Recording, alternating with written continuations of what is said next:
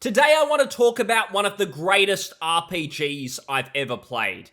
This one is an epic. It is 100 plus hours. It's rich with content. It's extremely well made. The story is intriguing. The gameplay's fantastic. And the open world that you can explore is one of the best I've ever played in. It's extremely unique for the RPG genre. I'm going to go into that side of things in a lot of detail, but what I want to say is that this game is one that a lot of people may not have played. It's not really an indie title. It's got 10,000 plus reviews on Steam, which I'd consider pretty high up. It may be indie from a development perspective. Not a heap of people worked on the game. However, it's fairly popular in Europe. I don't know if that is the case in the West. It's rare that I find people who have heard of it. I've written the name of the game down because I often mix it up, but it's called the Chronicles of Myrtana, Archolos. I think I've got that right. If I've got it wrong, certainly let me know. What it actually is a total conversion mod, and it's a bit like, say, for Skyrim. There were some total conversions. Essentially, it's a brand new game that's made off an existing title. So for this one, Chronicles of Myrtana, Archolos, it's made out of Gothic 2. If you're not familiar with the Gothic series, it's a role-playing game series that kind of started around the same time that the Elder Scrolls got popular. And the way it seemed to work is in the West, the Elder Scrolls was full of popularity. Lots of people saw it as their go-to role-playing game series in that open world space. But in Europe, the Gothic series was much more popular. This isn't something I was even aware of when I was younger. I'd never heard of Gothic. I only played that series for the first time something like 10, 12 years ago. But when I played it, I fell in love immediately. I realized it was, for me, what I was kind of missing from open world RPGs. I've mentioned open world a couple of times. It's not open world in the same vein of most modern games. And this is super important, so I want to break this down.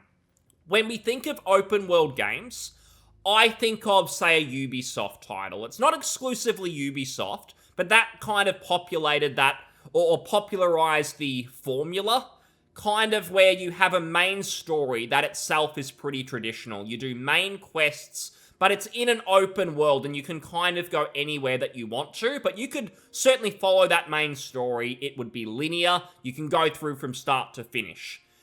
On the open world map, you also have little tasks to do. You've got icons on the map, and for something like Assassin's Creed or Far Cry, you might have outposts that you can go and do.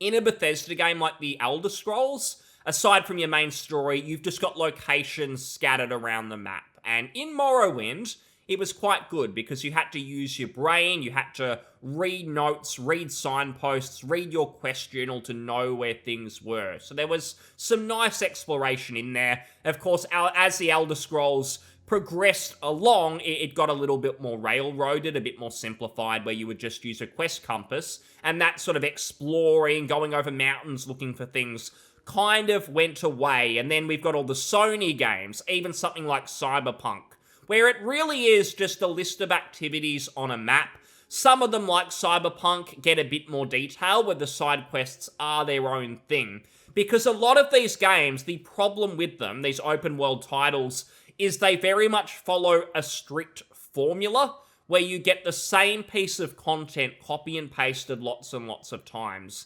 I really needed you to give you that context, because when I say open world, Chronicles of Myrtana is not like that. The Gothic series is not like that. It's very different. It is open world technically, but it's done in a very different way. So I just want you to not have that preconception that you're just playing another Elder Scrolls or something like that with its own spin. This is a unique game, and when you play it, if you play it, I think you will see that as well.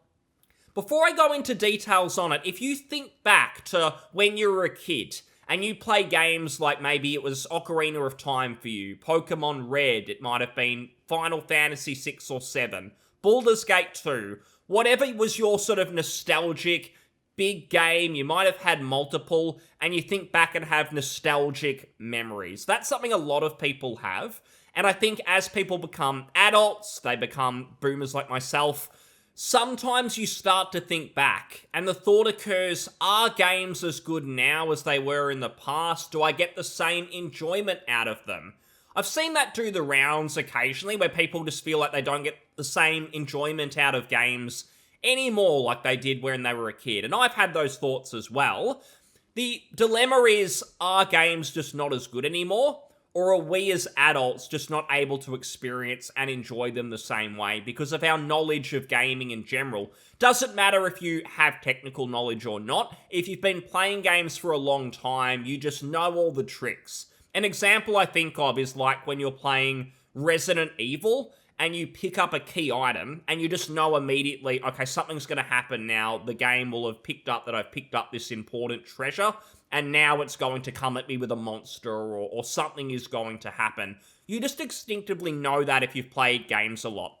Someone who wouldn't have that experience is maybe someone who plays Pokemon Go on their phone, and if they've never really played many games before, they would play that thinking it is genuinely magic because they can run around their real life, go to the park, and there's Pokemon there. They won't sort of be so clued into the fact that it's just a random algorithm and nothing they're really doing matters. Hopefully you get what I mean, but it's just that example of where adults, gamers for a long time, know a lot of the tricks. It's harder to surprise people.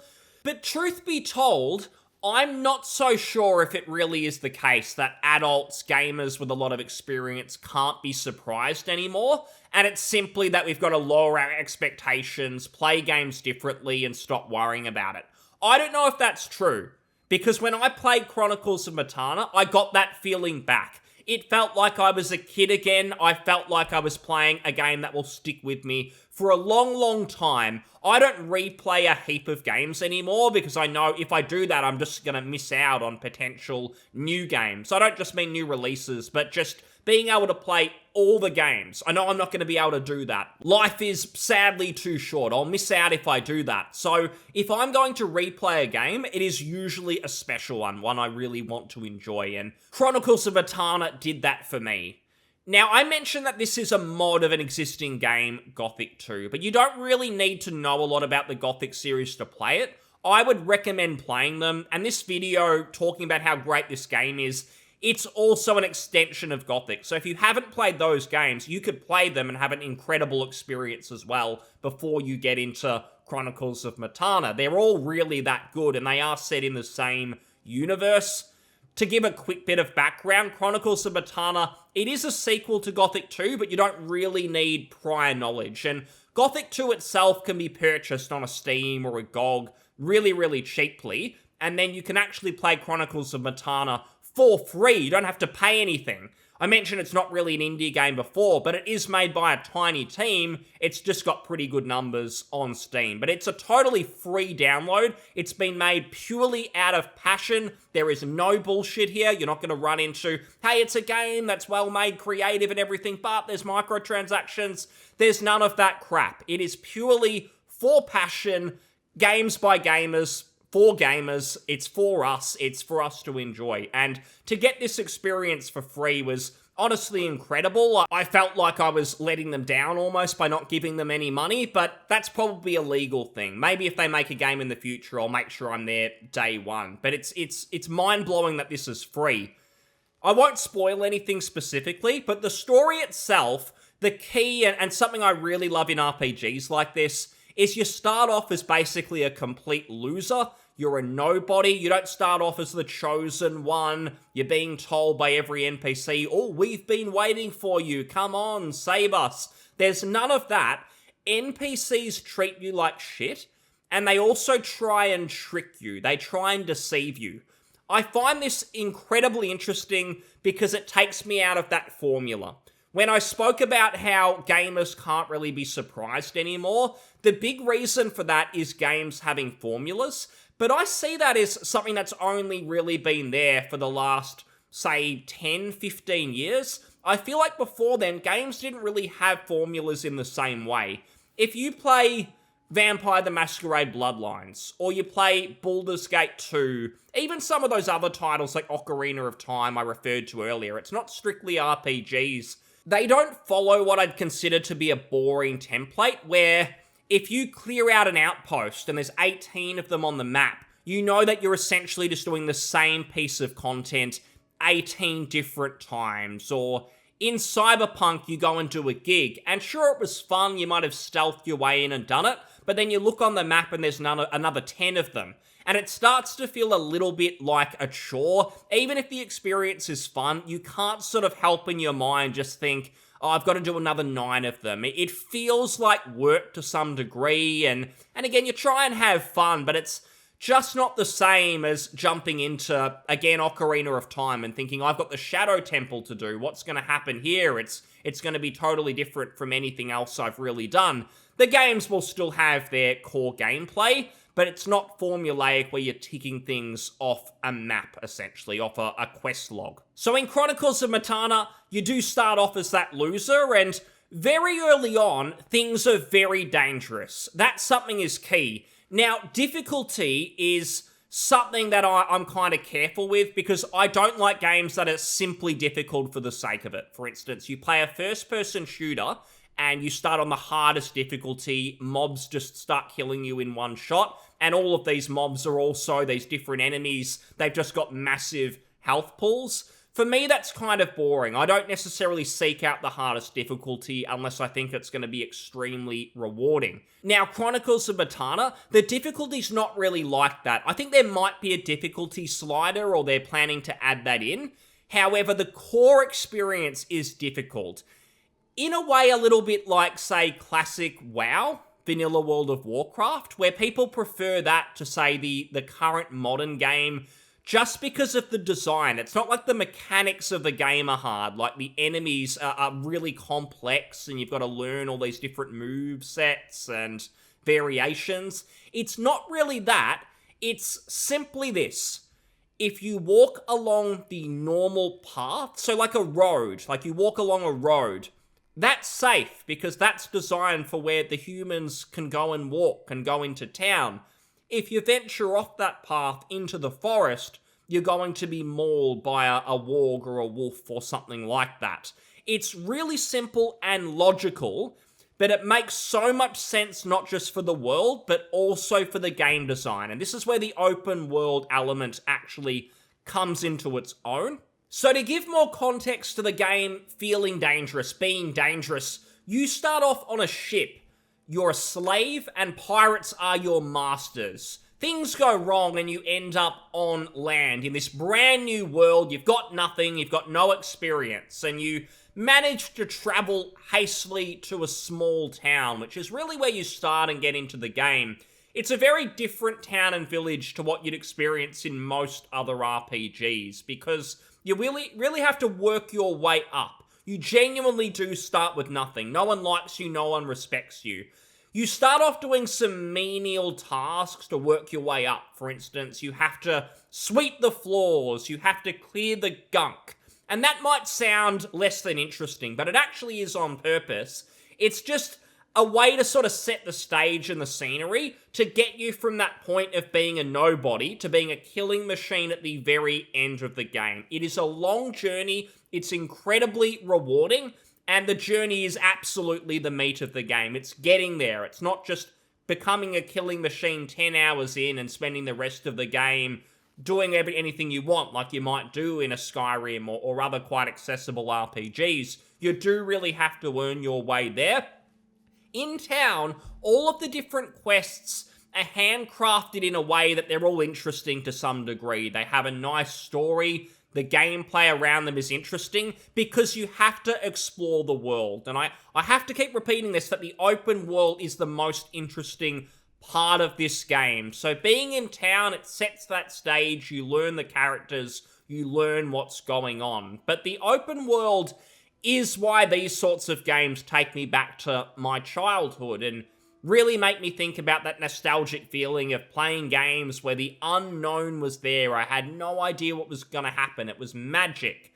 The reason the open world works is because coming back to the world being dangerous, if you don't follow the beaten path, it's going to be risky, is the areas you explore are not linear from a difficulty perspective. If you play, say, Cyberpunk, or you play Breath of the Wild. They're open world and give you that sense of freedom because you can go absolutely anywhere that you want to.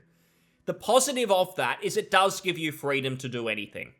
The negative is often, and Bethesda are guilty of this as well with Skyrim, Fallout 4, Oblivion, and so on, is because you're allowed to go absolutely anywhere and the designers have built the game around that, it means that nothing can really feel dangerous. It doesn't mean that the game can't be hard. You could set it to very hard difficulty and the mobs would be difficult. You'd have to really use your resources, understand the combat mechanics, and so on. But that's a very different sort of difficulty to what you'll find in Chronicles of Myrtana. The reason for that is because there isn't level scaling at all.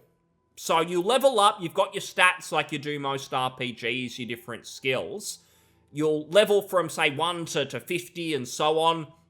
The mobs are set in stone, so that is one part of it, that there's no level scaling.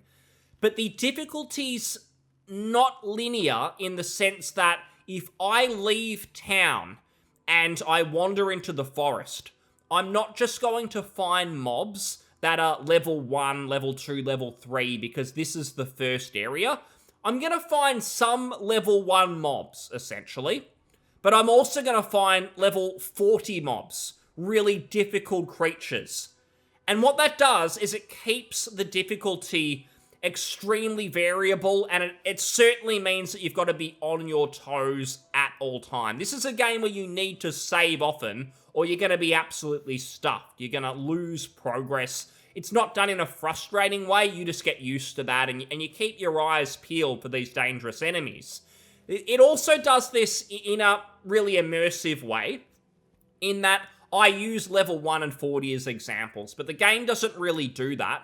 It's that the mobs are always the same level of difficulty. So if you see, say, a tiny bug, a little cockroach, you know that's a very easy mob, and you might see that as a level 1 mob. But if you see a dangerous black warg, you know that's a hard enemy, and it's level 40 essentially. I'm using the numbers just to give you a bit of context, but there's no sort of level numbers in the game. You just get to know this from playing, and it'll be trial and error. You'll see the black warg, and it'll one-shot you, and you go, shit, I'm not going near that thing again. And every time you see one, you're going to shit yourself. You're going to go, yep, get out of here now. I need to focus on little mobs. So what you essentially do in the open world is you chip away.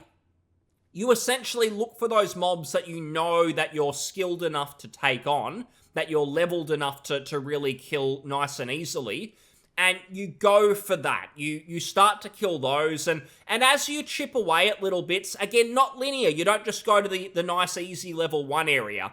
You might venture to the west and clear little bits here and there, and then you might run into a wall where there's just too many difficult mobs, or you've cleared all the easy ones, now there's only hard ones. So then you might go east, and you'll do a bit more there. And it's not just killing mobs, you're solving quests, you're finding things. Because you're an idiot in the game, you're a nobody, the NPCs you find, you've really got to keep your wits about you. They're not just going to say, hey, nice to meet you, you look really nice, can you please go and fetch my bread roll from the NPC merchant in town and bring it back to me?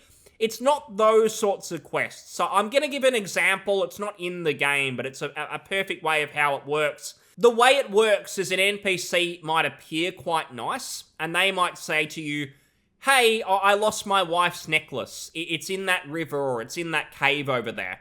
Can you go and get it for me? And then you think, okay, that's a pretty easy quest.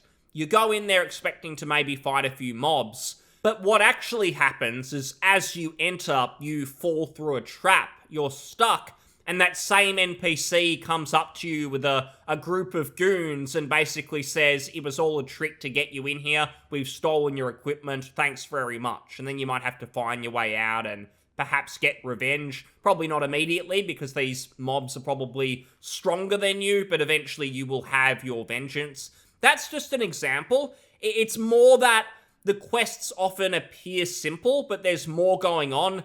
But again, it's not done in a formulaic way where it's just really obvious something's amiss. Sometimes it just feels simple and sometimes it is, but other times it's complex and you're just not aware of it. because the quests are all vastly different. They're not designed by committee like a lot of AAA games are, where it's obvious a quest designer can't just come up with something cool and put it through the game. They've got to go through 100 layers of approval. Corporate has to say yes. It's got to line up with how they're marketing the game and all these little things. There's none of that because this is a creative team. Passion. These are fans of RPGs and they put it together. And that's why it feels really cool. It feels like an old school game because it's coming back to those old school kind of gaming values. So the open world itself, again, not linear. You're doing those activities and you can go through it. Now, some people could say, and I've heard this before when it comes to the Gothic games, because again, this open world structure, it's not exclusive to Chronicles of Myrtana. It's there in the Gothic games 1 and 2 as well, but I haven't really seen it anywhere else. The one criticism someone could raise is if it's really difficult to kill these high-level mobs like the wargs I spoke about, aren't they like invisible barriers then? And it's no different than like an Assassin's Creed Odyssey, which decided to come up with a solution to you being able to go absolutely anywhere you want, like Breath of the Wild. The solution in the Assassin's Creed recent games is to have artificial walls, which say you have to get to this level before you can proceed. Really immersion breaking, really lazy, really boring, but that's the way that they did it. Some might say that Chronicles of Myrtana essentially does the same thing, just in a more immersive way.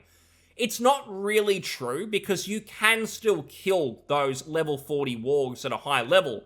You've just got to be quite skilled at the game, you've got to know what you're doing.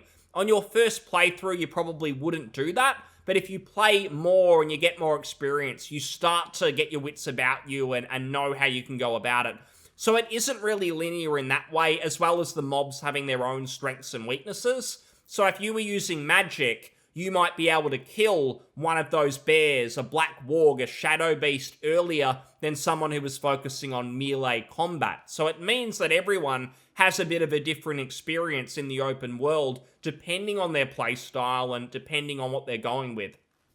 Something else that I always find extremely cool in open world games, RPGs, is when you get permanent skill increases, because it just feels like you're making progress. I love when I pick something up and I know I've actually gotten better. I've gotten stronger. The game is now going to feel a bit different. I can play a little bit different. For instance, I like in Cyberpunk, how it is now at least, that I can pick up shards that increase my skills. The difference in Chronicles of Myrtana is that they are hand-placed on the map, herbs that will give you skill increases. So if you explore, you are going to be heavily rewarded. You're not just going to pick up an item you can sell in town. You are actually going to find something that makes your character stronger. If you really get into the nit and gritty of the exploration and you really go looking, you might find items that are permanent upgrades. So you might find a sword that's really cool. It's better than anything else you've got. You might find some armor or a necklace that increases your weapon skill,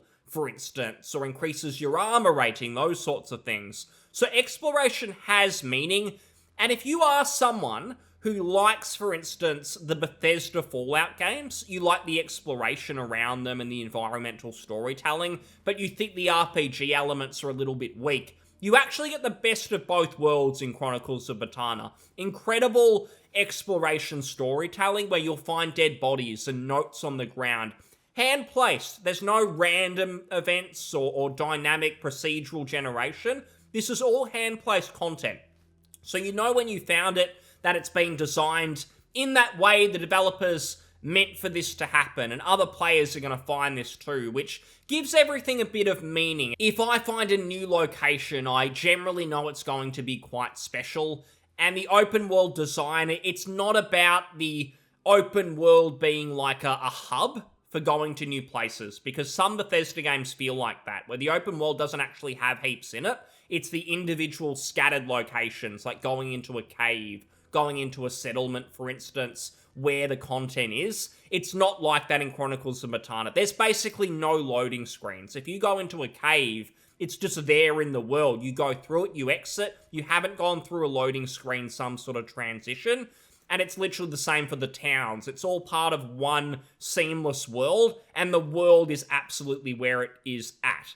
So I love it. I haven't even gone into things like how the skills work, how crafting works. All that stuff's cool. I don't think any of that's really unique to Chronicles of Myrtana, but it's competently done, so you're not going to get massively let down by anything. I'd say in 2023, the only part of the game, or at least the couple of parts of the games which could let some people down, is obviously the graphics. This is a game that's modded off a 2004 title, so the graphics themselves are not going to be fantastic. If you can get past it initially, you'll just find yourself immersed in the world. I don't consider myself a big graphics person. I can play Cyberpunk 2.0, which looks incredible, but then I can jump into this and feel just as immersed, because the design of the game is what pulls me in. The magic of something that has been handcrafted and designed with passion gets me in more so than the visuals. If I play the latest Ubisoft, it's going to look good, it's going to look gorgeous. However, the formulaic nature is going to just bore me really quickly, and I won't stick around for the visuals. So if you can get past that, you are absolutely going to be drawn in. The combat is the second one. It's not going to be Dark Souls in terms of action combat, and it's not going to be Baldur's Gate 3 or some isometric titles, strategy, isometric turn-based games, in terms of that depth in the combat. It is a little bit more simple.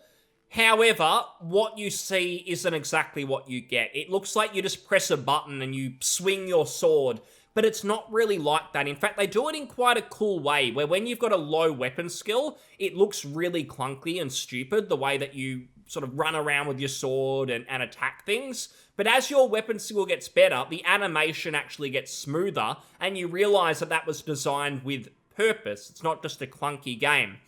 You can also dodge enemies, and the different enemy types, they will also have unique combat animations that you've got to avoid, like in a Dark Souls game. So it's almost like a Dark Souls very light system. You're not going to be rolling. It's not really intuitive action combat, but it's not simply hack and slash and nothing more than that. It is a bit intriguing, and if you really get to know and understand the combat system, that is where you can make the most of that open world and go to places quicker than maybe other players who aren't as skilled. You certainly don't have to be a super skilled action RPG player to get something out of it. In fact, the way I play is I almost purely only go in directions where I know I can easily kill the mobs. And if I see anything that looks hard, I don't want to risk wasting my limited resources like my potions and my healing items, because I'm probably hopeless with the combat. I haven't spent a heap of time practicing. It doesn't matter, because the open world's so good,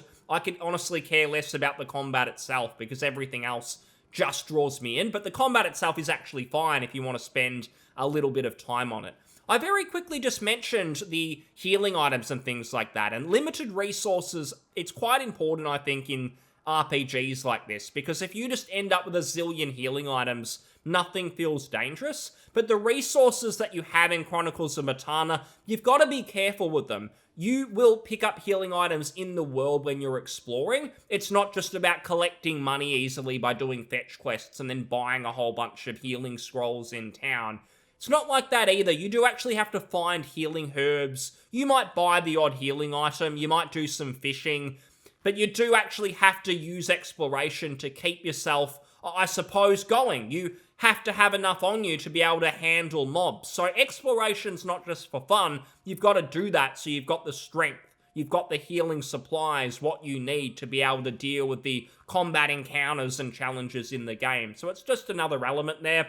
Again, I really love this game. I could talk about it all day. I can't wait to replay it next year, because they're going to release an update with a little bit of new content, some new cool features that are in there, so it sounds like the right time to jump back in. But if you've never played it, I'd highly recommend it. If you've never played a Gothic game before, I would recommend those as well. Doesn't really matter what you play first. You don't have to have prior knowledge, once again, to enjoy Chronicles of Myrtana. But I hope more people do play it in the West. It seems to be a European thing, and the West has never really got into those sorts of games before. And I think if people do, they'll start to see more of the flaws in that sort of formulaic open world design, because having variety is important. And I think people will realize if you're an adult, it's not simply the excuse that you're too old to enjoy games, you're too tuned into them. That's a cop-out. It's not true. We saw it with Baldur's Gate 3. That game is not formulaic. Almost every piece of content you do is unique.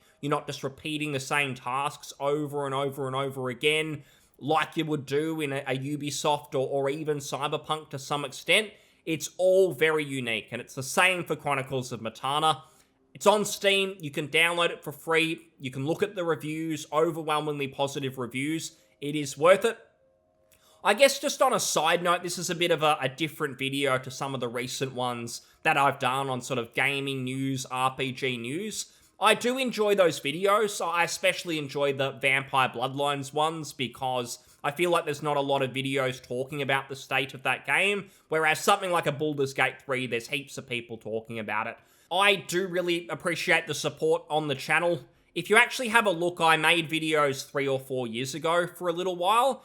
I stopped because when I was making them at that time, it was during lockdowns here in Melbourne, during the pandemic and everything. It was very strict here. If you look it up, you'll see we were basically locked in our homes. So it was a nice time to make videos about games. It gave me a nice outlet. I stopped because work life suddenly got in the way and it was kind of difficult to keep up with a full-time job. Then you're making a video all the time. And when I get into stuff, I try and go all in. It's hard for me to sort of dabble in it, I guess. So I have to sort of go all in with everything. And that might be my own problem, but I enjoy doing that. I started the videos again because I was missing being involved to some extent with the conversation and hopefully reaching people who like RPGs as well. Here in Melbourne, there's not a lot of people who like niche games. That's pretty difficult to find, so it's nice to speak to people who do like them as well and maybe recommend games, or we talk about the same games that we've got interest in.